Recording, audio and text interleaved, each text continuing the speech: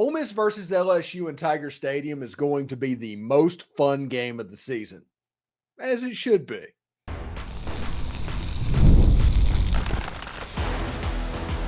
You are Locked On Ole Miss, your daily podcast on the Ole Miss Rebels. Part of the Locked On Podcast Network, your team every day. Hi, I'm Stephen Willis, a former staff member at Ole Miss and a 10-year veteran member of the national media with Yahoo Sports. Thank you very much for joining me. Today on the show, we talk about Ole Miss traveling to Tiger Stadium to take on the LSU Tigers in a game that, honestly, Ole Miss should have the better team. This game gets fun, though, when Ole Miss is really good and LSU fans get to break out their hatred of all things Ole Miss. What this game means to both schools means this game is going to be so much fun this year. But this is the Locked On Ole Miss podcast, your daily podcast on the Ole Miss Rebels, part of the Locked On Podcast Network, your team every single day. We're free and available on all the podcast apps and on YouTube. Thank you for making Locked On Ole Miss your first listen every day, and a special hello to the everydayers who make the show what it is. July 2nd at 7 o'clock, you can join us at Walk-Ons in Ridgeland, Mississippi for a little bit of a meet and greet. It is sure to be a lot of fun, and the Loom community can meet up and grow. It's going to be pretty informal, but maybe you can get some red beans and rice and all of that. Love Walk-Ons food. And also, there's still time to join the Grove Collective and help Ole Miss football be elite. You can go to thegrovecollective.com and join today.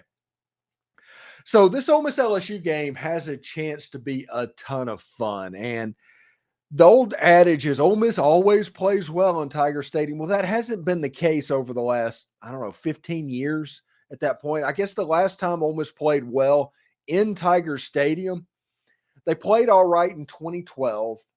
But after that, they played okay in 14, but they didn't play great. They had the boneheaded mistake by Bo Wallace on a potential game-winning field goal, but they haven't really played well in Tiger Stadium in a while. And there was the whole Deontay Anderson getting completely smashed by Leonard Fournette on the sideline, and they just got rolled a couple of times in 2020 in that weird COVID year. There was the shootout that LSU was able to win, and then last time they went down there in 2022. They just kind of boat raced Ole Miss in the second half, and it just didn't look good. So the narrative that Ole Miss always plays well in Tiger Stadium doesn't really exist anymore. So Ole Miss has to get back on the horse of playing well down there. Now, this game, whenever Ole Miss is good, is special. It just is. And it's special, especially in Tiger Stadium when Ole Miss is good. I will put this in perspective. In 2022, just the last time Ole Miss went down there, they were undefeated when they went into Tiger Stadium. They were rolling along pretty good. Jaxson Dart was the quarterback. A whole bunch of Ole Miss players realized what that game was like. Okay? After LSU won the game, they stormed the field. So don't let LSU fans tell you and pretend like this game doesn't mean anything to them. They've played Ole Miss when Ole Miss was undefeated 2 times in the last 10 years. Both those times LSU won those games. Both those times LSU stormed the field.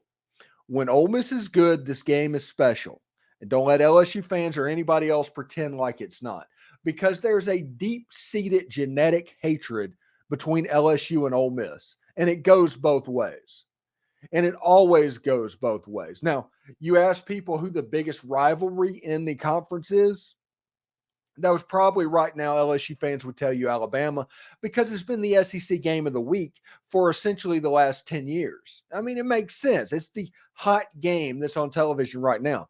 But if it goes down to it, and it's a game they most don't want to lose to, if this is a team they just most hate, there's that deep-seated hatred for all things Ole Miss that goes back to Paul Dietzel and Johnny Vaught and all those guys in the late 50s and early 60s.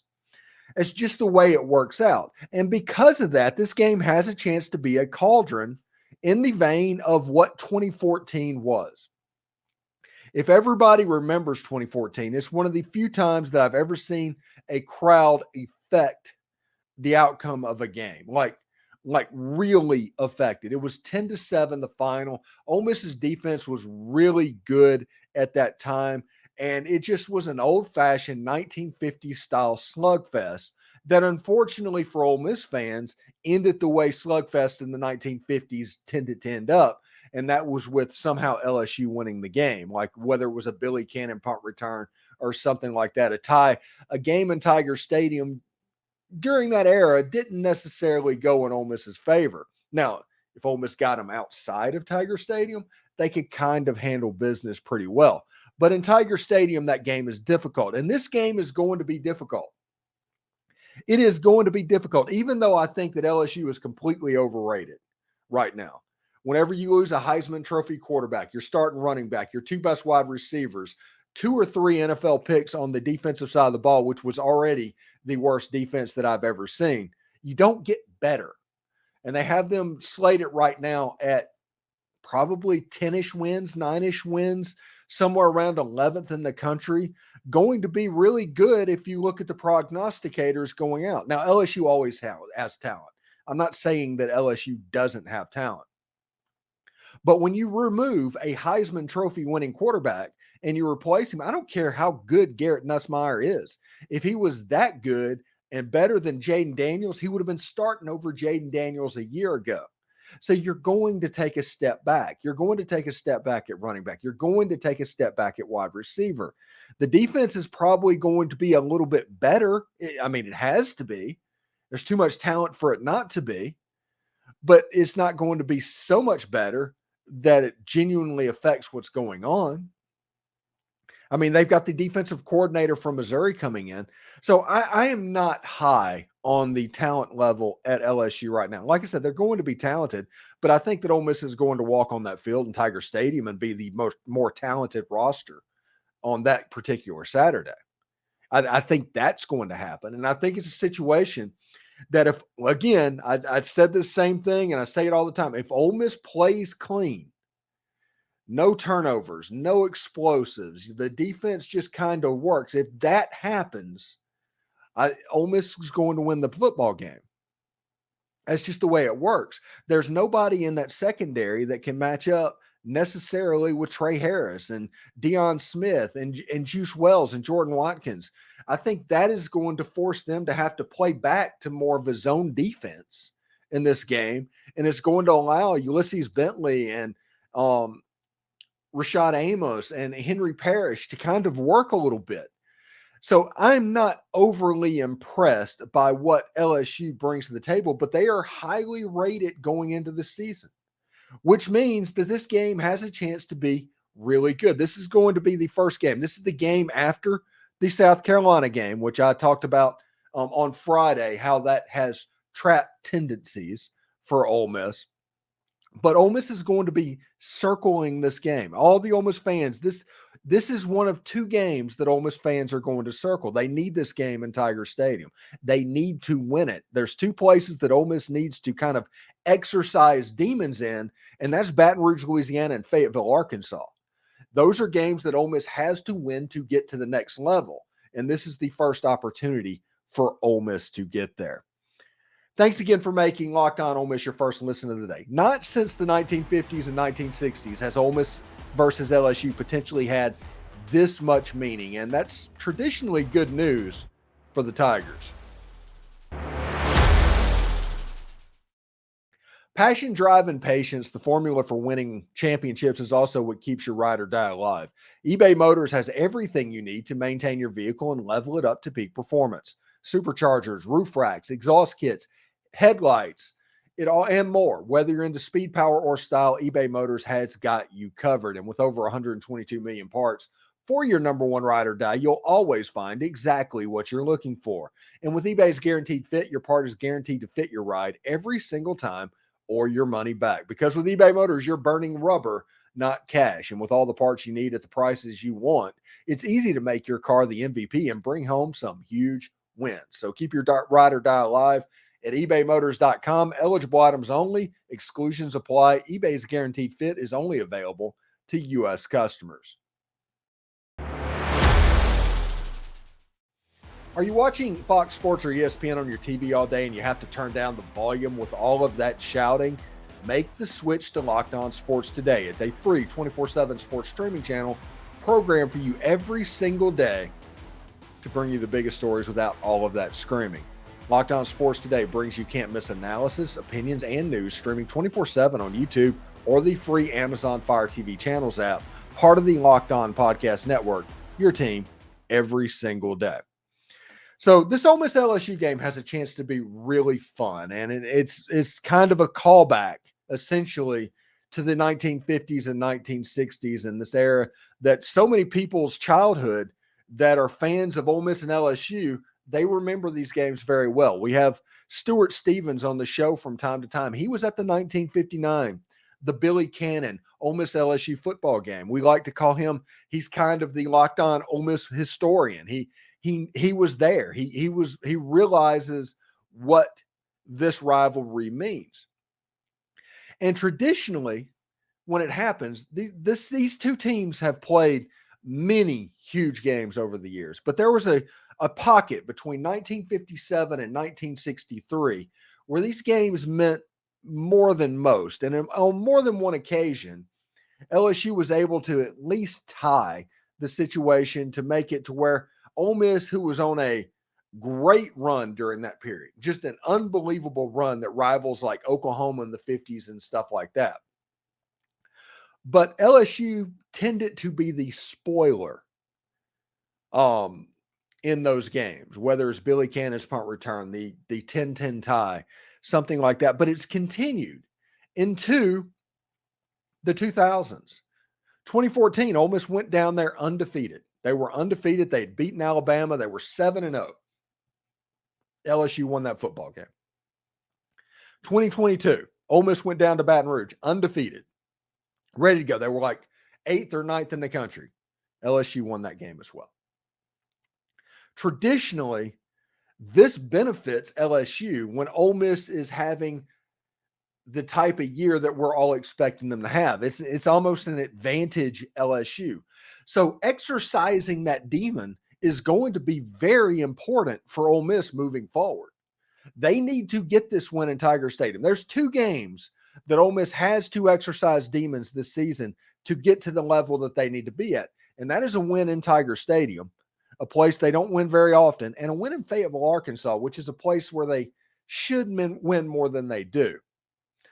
But in this game, I just don't see how in the secondary LSU is going to be able to match up with the wide receivers for Ole Miss. And I think that's going to open up the running game. I think Jaxson Dart's going to be able to have a big day, especially running the football. He did, if you remember the 2023 game, that was the famous Jaxson Dart hurdle game, to where you're like, okay, Ole Miss is going to win this game. Trey Harris was basically unguardable, and now you get to add him with a Deion Smith who is going to have a chip on his shoulder in this game. That's going to happen.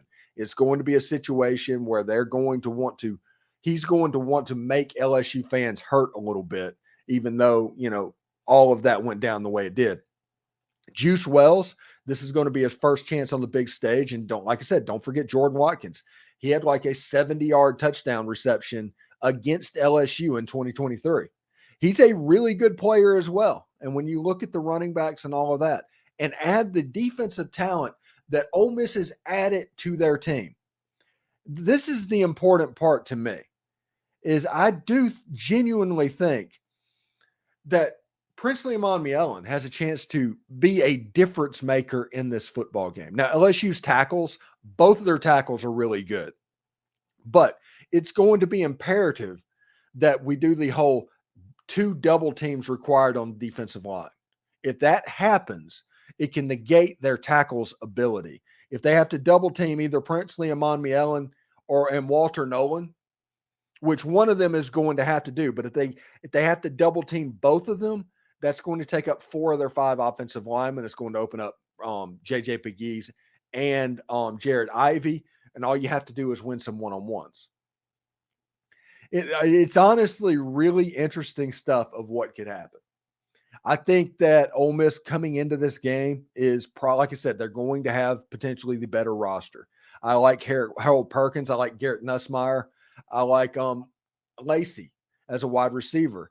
But I don't like them as much as Jaden Daniels and Malik Neighbors and those guys lining up on the outside. Like I said, LSU is always going to have talent.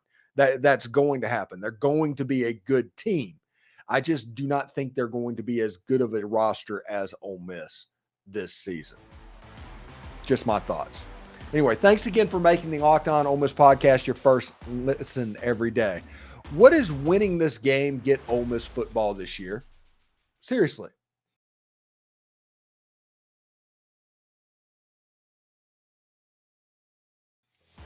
Locked On has launched the first ever national sports 24/7 streaming channel on YouTube, and now it's also available on the Amazon Fire TV and the free Fire TV channels app.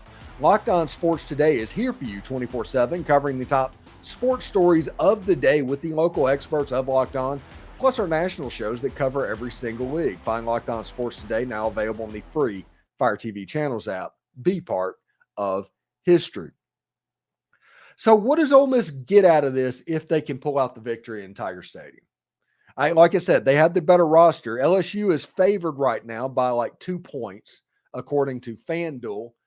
But this is a game that Ole Miss probably is going to be favored by the time kickoff gets here. That's just the way this is. If things go the way we think they're going to go, Ole Miss is probably going to be favored in this football game. LSU is going to come out guns blazing in this game. They just are. And it should be really interesting to see how it plays out. Is it going to be the typical Ole Miss versus LSU low-scoring shootout in Tiger Stadium? And everybody's laughing at that and thinking about Lane Kiffin offense and the Jaxson Dart offense and LSU's defense and all of that. But traditionally, it gets weird down there. So what does Ole Miss get if they win this game? And the first thing they get is confidence. This will be the point where all of our dreams and all of our wants and all of our aspirations get on the table. If Ole Miss takes care of business through their non-conference slate, which is their first 4 games are non-conference games, that's including a road game at Wake Forest. And then you have Kentucky at home, 11 o'clock game. Ole Miss should beat Kentucky. They have a better roster than Kentucky, although I really like Barry and Brown as a player, and I do want to see Brock Vandegrift as a quarterback. But then you have South Carolina, and that game is going to be all kinds of tricky. All kinds of tricky. Ole Miss is going to have the better roster, but it's going to be tricky for Ole Miss to navigate that and get to the LSU game. If Ole Miss wins the game against LSU and goes to, I think, 7-0 is what that game would be. If they make it to 7-0, all of a sudden confidence really happens. And you have 2 games that you need confidence in before you get into that mammoth Georgia football game. You need confidence going up to Fayetteville, Arkansas. You need confidence against the Oklahoma Sooners because they always have it. Just the logo on the side of the helmet means that they have it. It should be very, very interesting to see if Ole Miss can pull this off and get going and start rolling towards the end of the season. The whole point is to get the momentum real similar to what they had in 2008, but with the early part being taken care of. That's the goal for this season. If that happens by the end of the year, Ole Miss is going to be a rolling ball of butcher knives. That is a definite thing that could happen. But the number one thing that Ole Miss can get from this game is confidence. Now, the other thing that is going to be big is that Georgia game still is the big game on the schedule. And you're looking at it with 2 games before Georgia. If you go into those 2 games at 7-0, odds are you're going to be at least 8-1 in that Georgia Bulldogs game, which means game day, which means Grove, which means atmosphere, which means a night game inside Vaught Hemingway Stadium. That game can provide a little bit of a cauldron on the reverse effect of what Georgia provided to Ole Miss a year ago. It's going to be a big-time atmosphere if Ole Miss can get past this slate of games. Like I said, I listed earlier in the year, I said there was 3 trap games on the schedule that Ole Miss needs to worry about. They're like realistic trap games, one being Arkansas. And that's just because Reynolds Razorback Stadium is a difficult place to play. It just is. The other is Florida. Florida after Georgia, that's a true trap. Before the Egg Bowl, that's a true trap. And the other is Oklahoma. So Arkansas, Oklahoma, and Florida. So you have a stretch of 4 games, and 3 of them are essentially trap games. Because Oklahoma can beat you. They can. You're going to likely be better than them, but they can beat you. LSU can beat you. You're going to be better than them, but they can beat you. Arkansas, they can beat you. You're going to be better than them, but they can beat you. So therefore, they're traps. It's a situation I always talk about in team sports, that the team that can play at a pace that makes the other team uncomfortable is usually the team that wins in team sports. And the reason upsets happen is because you don't play at the speed you normally play at. And you play at a tempo, if you play at a speed, at a pace that is comfortable to the opponents, and then all of the extra stuff comes in and they can make it a ball game. Really interesting stuff. I think that Ole Miss should be favored in this game. I do think the wrong team is favored right now, but at this point, it doesn't necessarily matter. We'll see how it goes before kickoff. But if you look at Ole Miss's season, this is kind of the first benchmark. If you get past the LSU game undefeated, you're ready to open up and have everything in front of you. Because you do have the 4 non-conference games, the tricky, potentially road trip at Wake Forest. Kentucky, the first SEC game that's going to be 11 o'clock in the morning, a little bit of morning football. And then you're going to have that night game potentially with South Carolina that has a chance to be at best weird. In best case scenario, that has a chance to be a weird football game. And then you have the LSU game that is going to be an absolute cauldron, because whenever Ole Miss is good, it is a cauldron. Thanks for making the Locked On Ole Miss podcast your first listen. We have the most perspective surrounding Ole Miss sports, and it's one of the many reasons why we are the number 1 Ole Miss podcast, and thank you for that.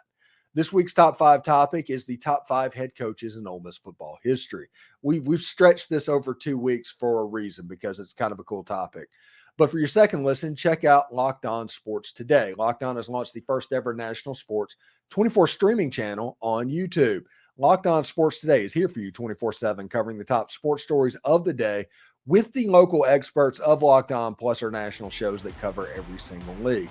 Find Locked On Sports Today, now available on the free Fire TV Channels app. For those of you on YouTube, though, we're going to send you there right now. Hotty toddy, everyone.